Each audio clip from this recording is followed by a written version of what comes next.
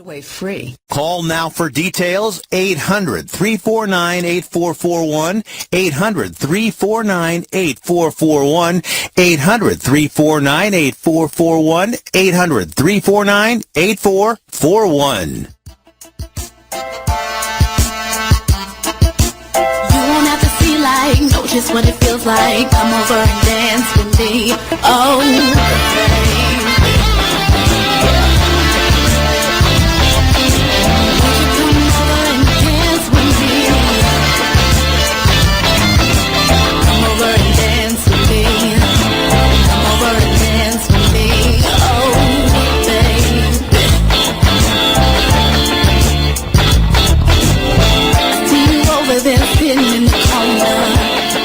Welcome back to another one of our wonderful Wall of Fame shows. We had a bunch of great artists with us this week. However, we didn't have any reggae artists, so I feel it fitting to wrap up our week of Wall of Fames with a reggae artist. Not only is he a reggae artist, he's a reggae superstar, and he's my own personal superstar because he's my cousin.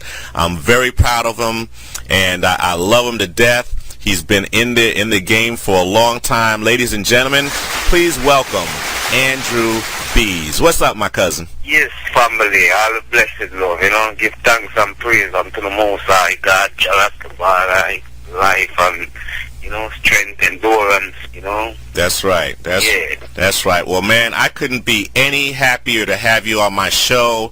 It's just like, one of my own, man. It's like I love talking with a lot of different artists, but like I told a couple of them earlier this week, I listen to a lot of different music, but I always come back and settle back down on the reggae because, that's the first thing I grew up listening to. When my family moved from Jamaica to America, Calypso, that was back in the 60s, so Calypso music was happening, and we had a huge reggae collection, obviously. So that's the first music I have in my memories, so that's always my foundation that I always come back to, man. So give us your foundation, man. How did you get started in the music game? Differently, growing up like in Waterhouse, A lot of folks came from Waterhouse, man. I was talking with Fitzroy Francis a couple weeks ago, and he described his version of the Waterhouse experience. So what's yours? Yeah, differently growing up in Waterhouse is a musical industry, Mm-hmm. It's like a pioneer place, where to be, like a Motown, Yeah. Growing up there, we're going to from school, taking part in activity like school concerts, Yeah. And around singing on sound system like King Tubby's, King Scorpio. Yeah. Singing on King Tubby's, Now explain to the people what a sound system is. A sound system is like, a guy sitting in some records. You got some speaker box, you put up like a couple speaker box in a place where people, you go and play music like a lawn. We call it a lawn, or probably on the roadside or whatsoever. Uh-huh. But yeah, and just blast. Records and, you listen, when you're done, you play like you're playing vinyl, and you play like, you come right back to the dub, and then artists now get onto the dub and, freestyle on it like that. Yeah, man. Because I remember when I went down to Jamaica back, matter of fact, it's been 10 years now, back in 2003, and we hung out. It was just great meeting you for the first time. But I went to a couple of spots and saw these sound systems, man, and these folks don't play no games, man. They've got speakers that are like 10, 15 feet high stacked on each other, man, and just blasting, and you can hear them things miles and miles away. Yeah, that's really true, man. You remember. That's right. That's right. So, how did you meet Ducky Simpson and got involved with Black Uhuru? Differently, as I say, it's like in Waterhouse. All of Black Uhuru lead singers, originate from Waterhouse, like Michael Rose, Don Carlos, Jonah Reed, and Andrew B. But differently, Fitzroy was like my friend. Me and him grew up together, and you know, he was very close to Dr. Simpson. So after Dr. Simpson win the case with him and Dan Carlos, you know, he was like looking toward a new lead singer. At that moment, you know, I was a singer coming up, you know, was doing my stuff, and, you know, everyone was, you know, saying, yes, Andrew, you got that sound of Uhuru, you know, so Yeah. it's why finally introduced me to Ducky, and that it was like history, you know. That's incredible. So did you know Fitzroy Francis from back there too? Yeah, I know Fitzroy because me and Fitzroy grew up together in Waterhouse. You know? Okay, because that was really interesting. Me and him had a conversation, and we were talking about the general, you know, evolution and future expansion of where reggae was going.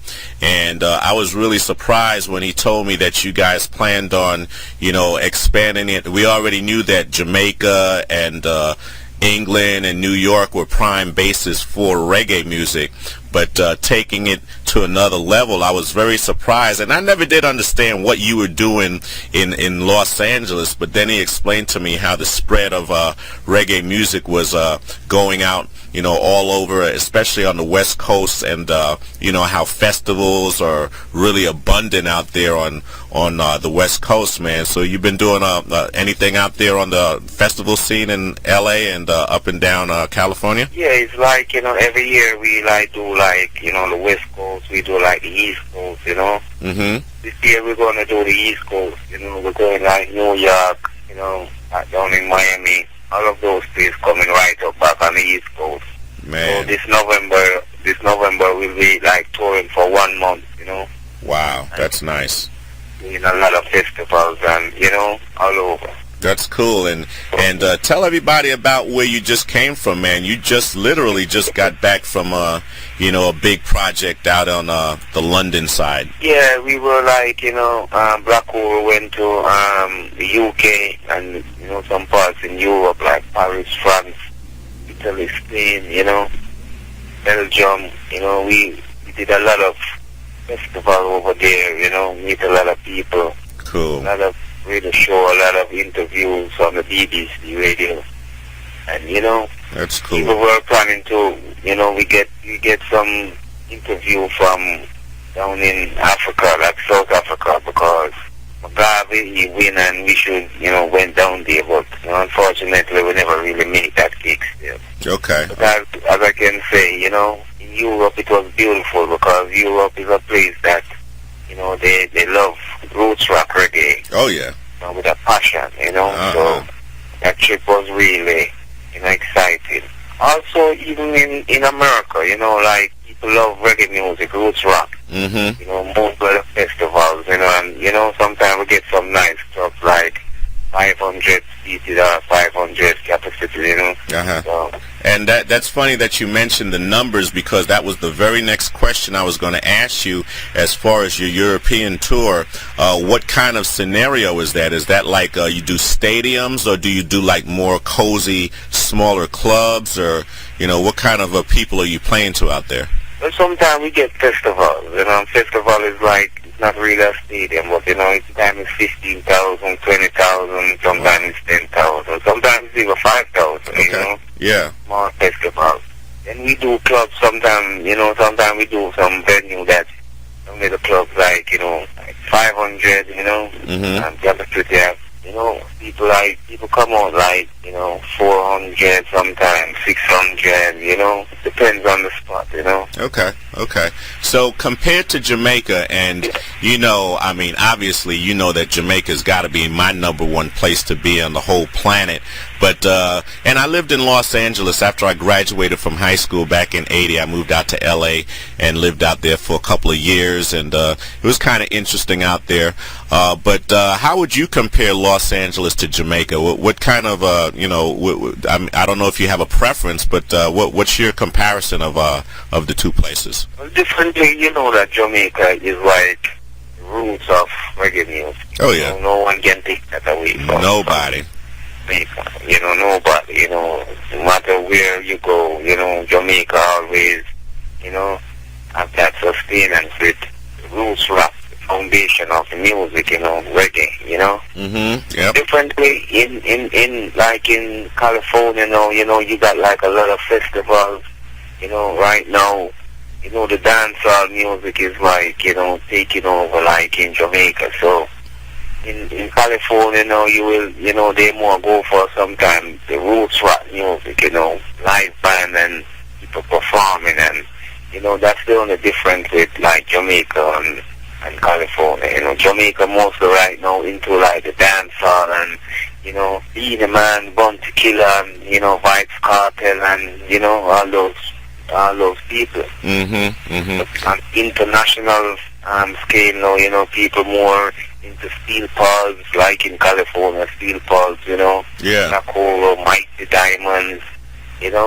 all those veterans from like in the 60s, 70s coming up, Yeah, man. We had the Jerk Fest on Labor Day over here around the corner from where I live, and it was huge. And we had Luciano came up and performed, and man, it was like I couldn't believe how many American people were there. But it had a good proportionate amount of Jamaicans, obviously. But I saw some classic cats that were like way back from the days. I mean, one guy had a hit 30 years ago, and when he started singing it, everybody knew the words to it. Yes, that's what I'm talking about, because, I'm like in Jamaica right now, a lot of the youths, they don't know too much about Jacob Miller, although Jacob Miller is not really living right now. Okay. They don't really keep up to the foundation, as the youth and growing up right now. They don't really know of the foundation of the music, But then it's so sad to know that when you come out in, international part of the country, you find young people, they are very interested in the roots rock. You know what I'm saying? That's right. It's really a different, to see how, young people really, appreciate roots rock, reggae music, Now, internationally. So what's the difference between, say, roots rock and then the standard reggae versus dancehall? I know dancehall is going to have a lot more electronic and keyboard sounds in it, but say, for instance, what's more the difference between roots rock and your standard reggae? Well, differently, roots rock is reggae, roots rock is like reggae, but Right. sometimes people get a little confused with reggae. They dance hall, it come on the vibes of reggae too, so some people say, oh, I'm going to listen at a reggae show. And when you go there, it's like probably a Be the Man, or it's a Bounty Killer, or it's a Vibes Cartel. But just because it originates from Jamaica, people say reggae, but the roots rock, is like the culture of the music, it's deep, and it's of the message, and like it's a wide international message. It's like African American, and you know that you're American, but your culture is from Africa. So people would say African American, like that with the culture, with the roots rock reggae. We had all the flavor towards it, like a Bob Marley, Peter Dutch, Burning Spear culture, Gotcha. like roots rock reggae. So it's more like it addresses social issues and stuff like that? Yes, exactly. And the dancehall is like the rock style, Right, more party, flash. Flash, all of those stuff, Cool. Well, listen, man, we're about to check you out and check out some of your music, man. So, we're going to play your latest single, which is Better Must Come, and I am proud to announce that song is a featured song on the Exposure 3 CD, which is the accompanying CD to my book, Musicology 2101, and I've got a copy of it around here someplace. It's I believe it's track number 6 on the Exposure CD, and I'm going to have a huge party tomorrow, a big book signing party, and I'll be giving away the Exposure CD tomorrow with you on it. So tell us about how Better Must Come came about. Yeah, differently, Better Must Come is like a single from way back, from in the 70s, Okay. Yeah, and, it's a track sing by a guy named Delroy Wilson, you know. And that song is like, you know, in those times, it's like when the politics was, you know, like deep in Jamaica, you know. You got Michael Manley and you got Edward Seago. So in those times, it's like Michael Manley used that song "Better Must Come" to really liberate Jamaica people, you know, through the struggles that they were going out, and you know, what's going on with them, to really liberate them, saying, you know, better must come one day, you know. And it was a song that, you know, liberate Jamaica people. Cool. So and Jamaica got its liberation the year I was born, as a matter of fact, in 1962, man. So I think that's pretty coincidental. Yes. All right, well, without further ado, here is Better Must Come, Andrew Bees. Yaga yaga yaga yo, yaga yaga yaga yaga yaga yo yo yo. I've been trying a long time, still I can't make it. Everything I try to do seems to go wrong. Seems like I've done something wrong. Why they trying to keep I down? God bless no man curse. Thank you, Jah, not the worst. Better must come one day. Better must come one day. Better must come one day. They can conquer right. Oh no. Better must come one day. I've been trying a long time. Yes, I gotta make it. Everything I try to do, I right, yeah. Seems like I've done nothing wrong. Why they trying to keep I down? Jah bless no man curse. Thank you, Jah, not the worst. Better must come one day. Better must come one day. Better must come one day. They can conquer right. Oh no. Better must come one day. Better must come one day. Better must come one day. I've been trying a long time, still I can't make it. Yo, yo. Everything I try to do seems to go wrong. Seems like I've done something wrong. Why they trying to keep I down?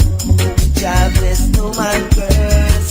Thank you, Jah, not the worst. Better must come one day. Better must come one day. Better must come one day. They can conquer right. No, no. Better must come one day. Yaga, yaga, yeah. Better must come one day. I've been trying a long time. I got to make it. Everything I try to do, absolutely right, yeah. Seems like I've done nothing wrong. Why they trying to keep me down? God bless no man curse. Thank you, Jah, I'm not the worst. Better must come one day. Better must come one day. Better must come. Man, I just love that song, man. It's just, I just feel like I'm back home every time it comes on from the very first note. I love the beginning. It's just a well put together song, man. I'm so glad that you're on it, that you did this song, and I'm looking for, you know, more stuff coming out from you. And you know, it doesn't matter what it is, as long as you open your mouth and your voice is on it, man, you know I'm all in, bro. That is a great song. Yes, sir. It's always a pleasure, you know. Yeah, man. Now I was posting some pictures on Facebook earlier today. I was going through some stuff and found some picture CDs, and you know, they were interesting in and of themselves. But in the middle of those picture CDs, I found a 12-inch by Denroy Morgan called "I'll Do Anything for You," and it's a special 12-inch single. and I might have played it once or twice, so I know it's in great condition. So on the back of it, it's got a radio dub mix. Now, can you tell the listening audience, explain what a radio dub mix is?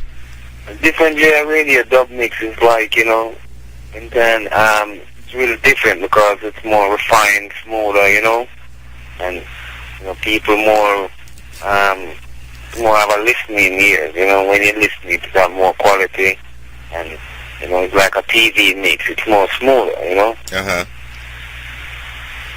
That's pretty good, man. And I kind of miss the vinyl days myself, because you had extended mixes, you had all these different versions. Of course you could still do that digitally now, but I'm just a fan of the classic 12-inch with all the mixes and touching it and everything like that. But how does technology affect you these days? Do you still kind of cling to the standard way from back in the days of doing things, or has your way of songwriting and production changed due to the way things are going with the computer and MP3s and everything now? I think it's a revolution, and within that revolution, youth rise, and they do what they got to do. It's like a rap, and coming from like in the 60s with American music, you got artists like, Temptation, Mm-hmm. and the Delphonics and all those artists, coming up, and they, it was more like real, authentic music, Mm-hmm. that people usually do with live instrument and such forth, and this time, it's like it's like computer, and people just putting things together, and like computer bass, computer drums, Mm-hmm. But personally for me, I keep it in the roots, most of the time, and keep the authentic, Yeah. Music, like live bass, like live drum, live bass, live guitar, live keyboard, major, just everything live, Yeah, and that was the next question. Literally, the very next question I was going to ask you was, like, I'm here in Atlanta, and I work with a lot of different artists, and like I said, I'm having my big book signing exposure CD performances tomorrow over at Blitz Bar and Grill. But a lot of the artists that I've got coming, they're on the exposure CD, but most of them are going to come down and they're going to bring a CD with their music on it, and they're going to sing on top of it, which is almost, a well-accepted way of solo artists performing these days. But I don't really see that a lot with reggae artists. I mean, why does reggae just actually forces itself to be replayed by a live band all the time, as opposed to, the music on CD? Why is that? Essentially, as I can say, the root is the root, and sometimes when you keep that tradition and that authentic, levels, it's like, you more can feel it, it's like, even right now, you're going to see the Whispers, you wouldn't see them, playing on, singing on no track, you understand me? You're going to see them playing that's live, you know what I'm saying? That's the way you feel the real soul of it, and, real depth and the quality, you understand? Mm-hmm. So, most time, with roots rock, it's like that, if you're going to see Steve Paul, Jimmy Cliff, he won't be singing on no track, he will be having his band and playing, you know what I'm saying? Black Horror, So, majorly, when you play with, like, roots and, authentic music, they will be like singing on with a band instead of singing on tracks, Okay, now, with you living out in Los Angeles now, what's your band like? Do you have like a multicultural band, or is it just strictly straight Jamaicans, or you have a little bit of all kinds of cats in your band? Differently, yeah. We got like, some guys from Jamaica, and we got some guys from like Guyana, and we got some from like America here too, you know. So Oh yeah, you got an American person in your band. What's he playing? playing keyboard. You know? Oh, okay. That's pretty because interesting. differently, most people don't know that American influence with the music is like that's what influenced Jamaican a lot. You know, all Jamaican artists all over. You know, from Bob Marley come straight up. They were influenced by American artists. You know. Yes, coming up back in the days, you know, Jamaican people usually have their little radio listening to, you know, transformer radio listening to all these American, you know, artists, you know, and it was like live music, so that's why most of the Jamaican artists in that time, they usually be like into live music, playing live bass line, you know, like Bob Marley, Peter Touch, they were all into live music, you know. Yep. Now, I introduced a wonderful artist named China Nicole, and I'm going to have her on the show real soon. And she's just a great artist, and hooked her up with Fitzroy and you. And next thing you know, you guys were doing a collaboration called Cool Operator, another beautiful song, and we're going to play that one up next. But as far as your collaborations out there, are there any influential artists to you, or any artists that you're looking forward to also working with down the line? Whether, I mean, Fitzroy is obviously working with Shabba Ranks, the Emperor of Dancehall. Would you consider doing a collaboration with him or any other artists, whether they're American or Jamaican? Well, differently, you know, that's all in the making, you know, because, you know, when they come, you know, you sometimes things don't plan, you know, it just happened like a mystic, you know, because even China Nicole, it wasn't like planned, you know, it was like a mystic, a natural mystic, you know. So as you go along, you know, you just look for that mystic. But differently, it would be great doing, you know, a combination with Shabba Ranks and, you know, a couple more artists out there, like, you know, you got some good, really, patriotic artists like Shabba Ranks, you got,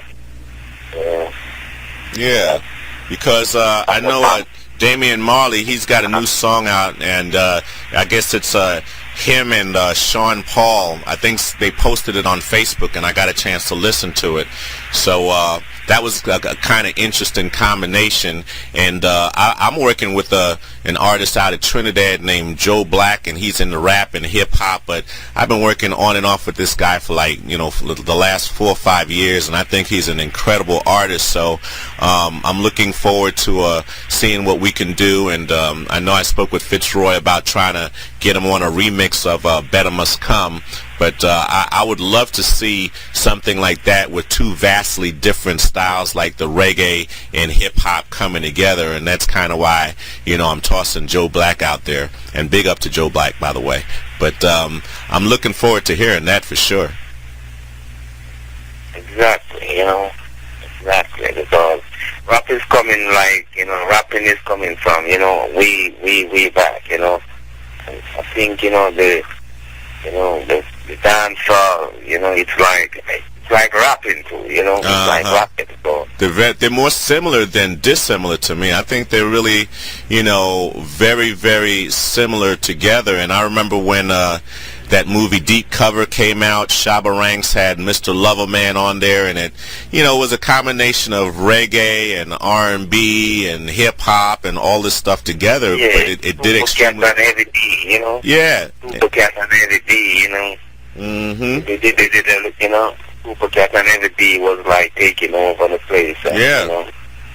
So, you know, rap and dancehall, you know, it's like one, you know, reggae music and American music, as I can say, you know, it's like one music, you know, it's like one music. Same struggle, you know. Same struggle. You It's a got it. struggle, you know, it's a struggle, you know. People all over, it's just a struggle that most time when people, that's what they express. It's like, you know, you got like music, like way back music, you know, spirit, you got some music like coming back from way back. It was great because those days, you know, they were singing about the struggles, you know. Like this artist, I can, you know, his name is right in my mouth, but he sing this song, "People Get Ready, There's a Train is Coming." You know? Oh yeah, that's Curtis Mayfield. Yeah, Curtis Mayfield. That guy, he was like Bob Marley, greatest idol, you know. Mm-hmm. And that guy was like singing all these, you know, after spiritual music, and it was great, you know. When he sing, it was like, you know, your soul moved because it was like what was going on, you know. How he was singing about the struggle and all that kind of stuff, you know. That's right. That's right. And that's funny because people like Curtis Mayfield on the American side, I think they pretty much just put him into the genre called soul. And so in this case, I guess we would feel that kind of music deep down to our soul, and that's why they call it soul music. But even within the genre of soul music, it still covered a wide amount of different areas, because soul music could be talking about the struggle. Soul music could be talking about, you know, love and the heart, and soul music could also talk about, you know, just partying and going out and having a good time. That's true. That's true. Mm-hmm. Well, let's look at your videos, man, because I remember early in the year, we hadn't spoken for a while up until earlier this year again, but it came from left field when you called me up and it's like, yo, man, check out my video. And, man, the level of quality was just incredible. I thought I was watching a movie, man. I mean, I can't even explain it. That was a really, really well put together video, man. How did you put that together? Yeah, it was like in California here. You know, I was here in California, and these students, they were like, you know, graduating from college, you know, Flynn College, you know. Mm-hmm. They go to college to learn about the headed flames and all that stuff. So I meet up with like 4 or 5 of them, and, you know, they were like into this project where they want to use that video to really, you know, do like some project for in college. So, you know, well, we went ahead and, you know, get all the things that we need, you know, to really keep the video, making it look like really the movie. Yeah. They make it happen, you know. It's all about these American kids that make that video happen, you know. They're pitching towards, you know, what they learn in school, you know. So they did a great job, man. Yeah, all that you see, it was like their vision towards, you know, exploring. Well, that's great, man. Well, let's check out your next song called Cool Operator, and it's a collab with China Nicole. I just love her to death. Big up to China. I'm so proud of her stepping up and jumping out there, and she even went down to Jamaica and hung out with you a couple weeks ago, which got me so jealous because I couldn't be there, man. But tell us about Cool Operator. Cool Operator, it will make major hit again in Jamaica, you know, that I decide to really sing over that song, you know, and it was really a #1 in Jamaica. No reggae artist has ever sing that song over, so, you know, it was a veteran, like a music analyst who tell me to, you know, tell Fitzroy, you know, Fitzroy Francis, Mighty Football, that, you know, he think Andrew should sing that Cool Operator song because, you know, no one has ever done it before, you know, differently from the original artist, Leroy Wilson, you know. Mm-hmm. So I just went ahead and sing the song, you know, Cool Operator. You know, China Nicole come and was very interested in, you know, being a part of it. Well, she did a great job. Let's check it out, y'all. Cool Operator, Andrew Bees with China Nicole. You know? So cool, and I just love being around you. Ooh, baby, I love the way you walk. I love to hear you talk.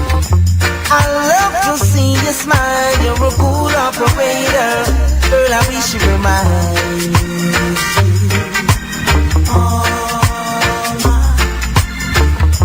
I've got so much money, no nickel, no dime.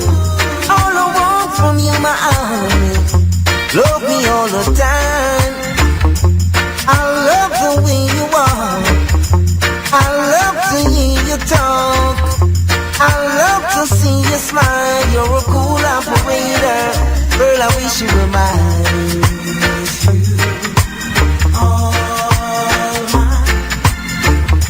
Baby, material things can't replace the love you bring. Loving you comes naturally, like the piano plays the keys. Oh, they will make such harmony, and I will give you the love faithfully. You see, you are a cool operator. Boy, won't you be mine all the time? You are a cool operator. Boy, won't you be mine all the time? You are a cool operator. Boy, won't you be mine all the time? You are a cool operator. I want you to be mine, baby. I love the way you walk, I love to hear you talk, I love to see you smile all the time. You're my cool operator, girl, I wish you were mine. You're a cool operator, girl, I wish you were mine. You are a cool operator, girl, I wish you were mine. All the time, you're a cool operator, girl, I wish you were mine. Baby, if you only knew how much I'm in love with you, oh, how I want you to stay with me, 'cause you're the finest a girl's ever seen. You see, you are a cool operator. Boy, won't you be mine all the time? You are a cool operator. Boy, won't you be mine all the time? You are a cool operator. Boy, won't you be mine all the time? You are a cool operator. I want you to be mine, baby. I've got so much money, so much diamonds and gold. All I want from you, my honey, love me with your heart and soul. You're my cool operator, girl, I wish you were mine.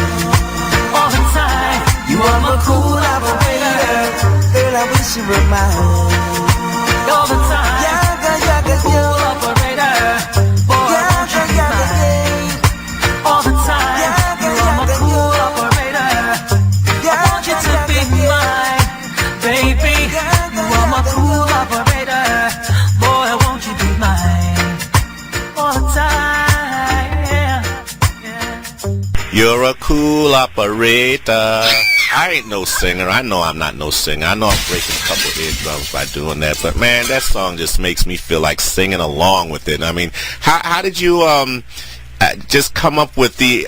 I mean, it was just incredible how you did that, man. It just makes you feel like it's an anthem. You know, it's like join in and sing along with it. You know. That's really true. It have a touching moment to it, you know. Just a great song, man. And you've come a long way, man, because you're doing this new stuff that's got this whole, fresh breath of air, and then, you can flip the script and go out on tour with Black Uhuru, and, they've got dozens and dozens of records out over the years, and you go in and you become a part of a team. You just integrate seamlessly. And then I remember your other solo albums, I think right after breaking off from Black Uhuru and jumping into your own thing, and we're going to get into a couple of those songs next that you did. But what kind of led you into deciding that it was time to strike out on your own and start working on your own solo projects? Differently, even my upcoming, I was doing my solo career before, hooking up with Black Uhuru. So I just decided to just keep, doing a solo career. Sometimes time, you know, so if I'm not touring with Black Hole, I can still have my solo career doing, you know. So that I just woke up with Mindful 13 as a person who, you know, as a guy who always, you know, me and him always working together, you know, as a Rasta youth. You know, we always working together from the beginning of my career, you know. It was me and Mindful 13 because even that song Justice and Militant and, you know, on the Militant CD, you know, Mindful 13 or Fitzroy, he was like the producer of that, you know. Oh, okay. So you've been working with him for a long time then? Yeah, me and Fitzroy have been in the struggle doing all these things, you know. We always love up doing music together, you know, walking the streets in Jamaica, you know, from record shop to record shop, selling our music and making it happen, you know. One down. Wow, man. Well, you know, I've always, I mean, just to really quickly run through my scenario, you know, I've always been into sound, and I lost my mind when I got my first keyboard. Then I started programming synthesizers, and then I started engineering in studios and working with artists. And then, of course, you know, I worked at Sony doing the marketing and promotion, stuff like that, going to record stores, putting up posters, doing in-stores with artists and everything. But basically, I'm a sound guru. I'm just crazy about sound, and I never really jumped off into, you know, like video and film. That's just not a realm that, you know, I feel totally safe with yet. So I've just tended to stick around with sound. But I tell you what, man, if I did jump off into video and film, man, I swear to God, man, I would look at making a movie about you or having you in a movie, because I'm no dummy, and all I know is you've got that look, man. I mean, you're a real good looking guy, man, and I'm thinking you should be looking into, you know, films. Have you ever thought about getting into films? I mean, I watch Shotters, that's in the collection, and you know, Bob Marley's son did a great job in there. But I can also see you in films, whether it's a music-oriented film or some kind of gangster-related film, like a lot of them are. But have you ever thought about, you know, getting into films and doing parts in movies? Differently, you know, sometimes it come across my mind because, you know, you're living in, you know, Hollywood where all those, you know, projection is going on. Differently, we're moving towards, you know, like a reality show right now, you know, and, you know, Black Hole want to get involved in a reality show. So nice. I think, you know, in the future coming, we will be doing like a, you know, a reality show, and, you know, that will show another side of us, you know. Nice, nice. And a lot of people don't know it, but a lot of the biggest artists in the world, from Mick Jagger to Grace Jones to, I don't know, the Talking Heads, a lot of artists have used two of the artists that were in Black Uhuru, and of course, you know, I'm talking about Sly and Robbie. Are you guys still involved with them, or they kind of moved on to their own thing? Differently, you know, as the music goes on, you know, we always leave option towards everything, you know. It's never over until it's over. Right. Differently right now, you know, Sly and Robbie always been, you know, pioneer or the backbone of Black Hole. We did quite a lot of tour with them, like in 2000, 2002, 2003, 2004. So really this time within 2013, you know, and, you know, a couple of years, like 2012, 2011, 2010, 9, 8, we did nothing with them. Okay. So, you know, as life goes on, you don't know what's mystic is in the air, so, you know, we just leave it as that, you know? Okay. Well, I've got this video of them, man, and it's, I tell you what, it's one of the most incredible things I've ever seen. Y'all need to go out there, listeners, and find this if you can. But there's a part of that Black Uhuru video where, you know, everybody finished their part, and it was like towards the end of the set, and everybody started leaving the stage, and then that just left Sly and Robbie playing drums and bass. And then all of a sudden, man, the most incredible thing I ever saw happen, man. The drummer came out, and he walked up to the bass player, and the bass player fell down on the ground, and he started fingering the bass guitar, and the drummer started tapping the strings with his drumsticks, and I'll be darned if they didn't play a whole song together with the drummer banging on the bass guitar strings and the fingers on the bass. Man, that's one of the most incredible things I've ever seen, man. Do you get to see stuff like that all the time because you're always out on stage? No, not really with the reggae, you know. Probably, you know, down the line, people like in America doing that stuff. But I really never really see no one do that still, to be truthful. That, you man. know, and that was very great of Flying Robbie, you know. Yeah. I think that CD is called Dubbing It Live, you know, in Paris, you know. That was crazy, man. I never saw nothing like that. I was hanging out with another friend of mine named David Cato, and shout out to my man David Cato. Me and him started, well, actually, I think he was in the business before me, but we were both doing the same job. He was with RCA Records, and I was with CBS Records at the time before it became Sony. But I was hanging out with David, man, and he pulled up some video. You know, he's been working with people like Gil Scott-Heron and who else? Just a whole bunch of different people. But he showed me this video where there was a drummer beating the drum and this cat playing xylophone. And by the way, David also works with Roy Ayers, which is a really classic, legendary artist too. But he showed me this video with the drummer and the guy on the xylophone just going at it, man. And they were so seamless. It seemed like they practice all the time, because I hadn't seen anything like that, and I'm going to start trying to take some more time to look around YouTube for stuff like that, because it really shows the level of the musicianship of these cats. And some people think that, you know, music guys just come and hammer out a beat and just play, but a lot of them really take the time to show their special skills, man, and it takes a long time to do that.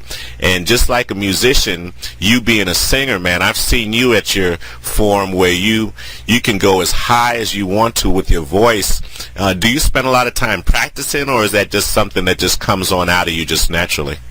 Listen, you know, it's natural, but you still got to, you know, practice a bit, you know. You still got to, like, you know, go out there, you know. I really train, you know, in front of the ocean, you know. In Jamaica, I usually do that, you know. I usually try to make my voice, like, you know, kind of make it louder than the ocean, you know. Oh, wow. In the early morning, you know, I usually just running on the beach, you know, and singing and, you know, breathing different tones and with the waves of the water, and, you know.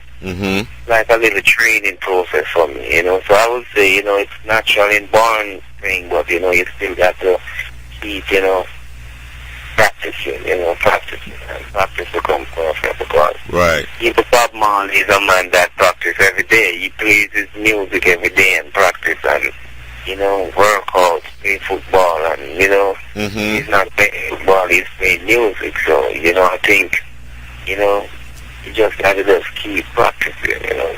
Well, with the level of expertise that you've already demonstrated, and the amount of ground that you've already covered, and the amount of years you've been in the game, is there anything that you have left to try? Is there anything that you haven't done yet that you want to explore musically or vocally? Yeah, because, you know, as I can see, the sky's the limit. So, you know, you got to just keep, you know, want to be at the level where, you know, like a new sensation, you know. So you're always ready for that, and you got to just prepare for it, you know. You can't be too comfortable. You got to be, like, you know, training sometime, you know, keeping up on your nose, you know, and all these stuff, you know, to make you very prepared, you know, prepare mentally, spiritually, and, you know. Yeah, man. So, like that. Okay. So, what kind of social issues remain strong with you? I mean, what kind of moves you all the time as far as staying in front of your mind and stuff that you'd like to, you know, battle and see disappear? And differently, you know, as you go along, you know, because I'm getting old now. I'm like 42 now, so, you know. as you go, as age come a part of you, you know, although age is a number, you know. Yeah. You know that every day you learn more. So, you know, the more you learn is the less you didn't know about. Uh-huh. You know, more. So, you know, in life it's always a learning process, you know. You're always ready to, you know, take on to something that's new, you know. Yeah, man. So, like, I mean, hunger, poverty, in Jamaica, Africa, stuff like that. Differently in the world, you know, it's like, you know, that people struggle all over the world. You know, it's not really a one-sided thing, you know. All over the world you go, people struggle, and, you know, people go through a lot of things, you know. As you can see the world right now, it's like, you know, when you think about humanity, you know, it's like you're always learning more and more about it, because, you know, you would be sad to know, you know, every day, as much as technology is like way to the sky, how much abuse, you know, mentally, spiritually, people have to put up with, you know. Yeah. It's really a shame to know that, but, you know, as what I know, the struggle always continue, you know, we always, you know, it's a revolution, and the revolution is Rasta, and Rasta is truth and rights, equal rights and justice for one and all. So, you know. And that was totally well said. And not only was that well said, but it also perfectly leads us into the next song we're going to play. One of your earlier tunes called Militant. Tell us about that one and how that came about.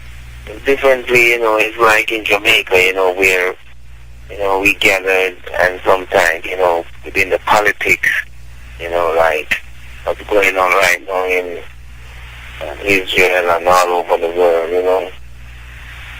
You know, many times was a song when the politicians them come in and, you know, they try to, you know, make the youth them, you know, put them against each other and let them fighting against each other. So, you know, that whole vision come across my mind that, you know, we as youth, we should be more militant, you know, in ourselves and show the world we have potential instead of just thinking that we can just kill off each other or hurt each other, you know. Yeah, man. Move forward with discipline and, you know, encourage younger, you know, younger people and to have some kind of perspective in which, you know, we have stability in our own, you know, movement. So, you know, that's how militant come across, you know. Well, here we go. We're going to check it out right now. Militant by my cuz Andrew B's. Run it, selector.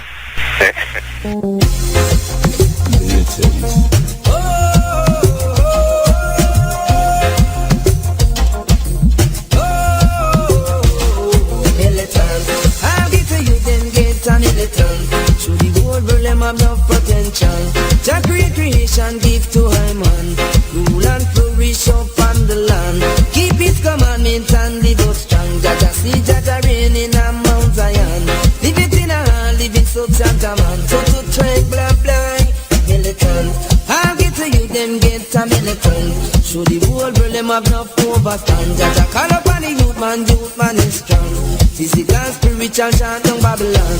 Maybe I should take on the larger plan. Seems like the devil me say one get strong. Seems like the devil could not be any man's plan. Bam, just let them one punch a land. Destination is must Mount Zion. Here Rasta man chanting down Babylon. Toto twang blah blah.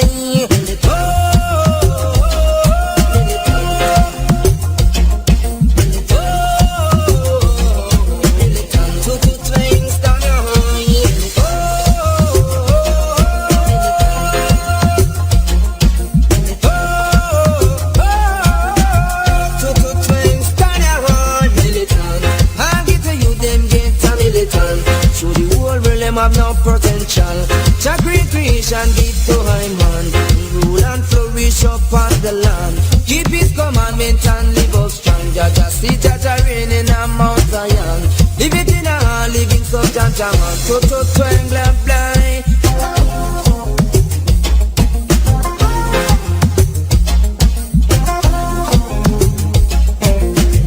Toto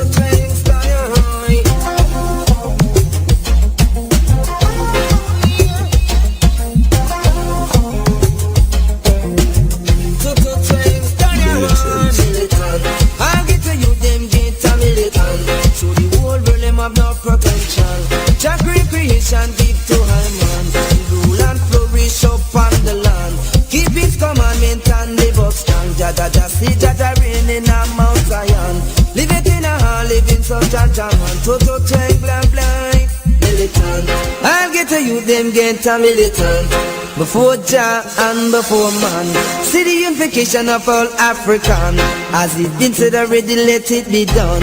We are the children of the Rasta man. Toto twang blank blank.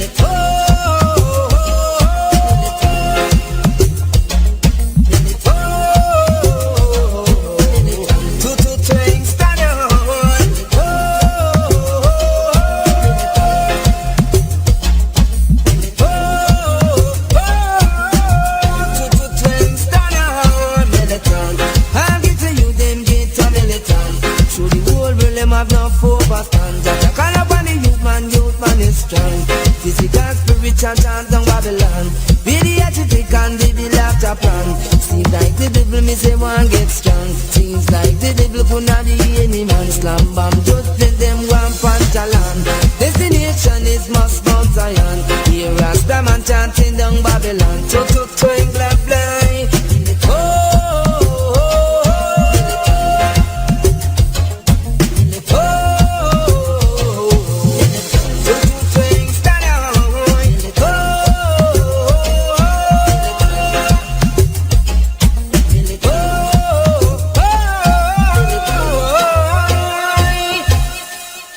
Man, I tell you what, that is such a great song, man. Just, it makes me feel like marching, dude. I mean, I want to stand up for something. I don't care what, but it's got to be something positive, man. And that's one thing I always noticed about you and your music was it always puts out a really strong positive vibe, and it doesn't seem like it's something that you've engineered. It just seems like something that just flows out of you. I mean, is that the whole story of reggae? Because it just seems like as soon as I hear reggae, man, I just want to, find a hammock and sit by a beach and just listen to it. And it's so much. You know that differently. You see the guy that produced Elroy Wilson, Etta Muscom, and Cool Operator. You know that he told me that your uncle, which is my granduncle, was one of the first men in Greenwich Farm to have a sound system in Jamaica. Who's that, Uncle Ralston? Yes. He told me that. Wow, because, Uncle Ralston was the one that hooked me up with Freddie McGregor, remember? That reminds me, when I came down to Jamaica, man, remember me, you, and Freddie McGregor hooked up and we went to his house and hung out, man. So he had one of the first sound systems? Yes, that's what Ronnie Lee told me, Wow. That it's like, it's so ashamed to know that, you got people who create music, the first sound system, and yet still people don't know about it. They only know about Coxbag and King Jammys and Scorpio and Metro Media. And he was like the first guy who created a sound system in Greenwich Farm. He was like Greenwich Farm uprising, Wow. So musical, it's all in our blood, cause as you can say, it's all in our blood, I always wondered why I feel music so strong, and I guess it's definitely in my DNA with that being said, because, you just told me something that I didn't even know, and now I'm going to have to track him down and get more information about that. Yes, man, you got him, man. His name is Bonnie Lee, he's a producer from Greenwich Farm. He's like one of Greenwich Farm pioneer in producing. That's incredible. Man, but we've got a huge family. We moved up here. My mother had 13 brothers and sisters, and she got 3 sisters in Chicago. The brother that was in Queens moved out to Las Vegas, so he's pretty close to you, Uncle Winston. But I was shocked when I went down to Jamaica, and I know I promised I was going to be coming back every month, but I'm still working on that goal. It's still materializing. But I couldn't believe how much family we have down there. It's like 40-something people alone that time we all hung out at that restaurant and tore the place down. But